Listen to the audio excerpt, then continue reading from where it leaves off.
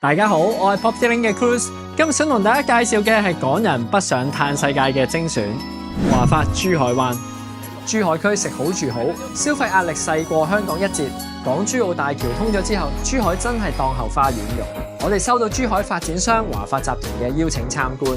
華發集團喺珠海市場佔有率高達60%，每2個樓盤就有一個係佢哋出品。今日同大家睇嘅係華發珠海灣4房戶型單位，實用面積2583尺大平層。一入屋先會經過連接住廚房、客飯廳同背牆走櫃嘅雲石中島。廚房係開放式，深輝飾櫃新配嵌入式電器，層高3米，採用弧形吊頂同暗松燈帶，配合埋自然光線，柔和得嚟有啲層次。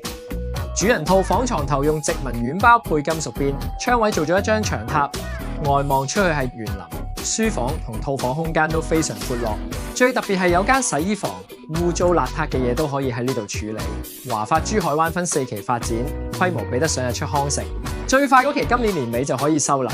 社區有齊全嘅民生所需同配套，退休需要嘅嘢呢度全部都有晒。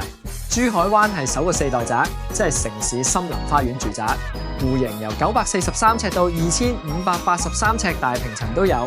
最抵玩嗰間都只係人仔189萬起，會所水平都非常高，泳池、健身房、宴會廳都係5星酒店級。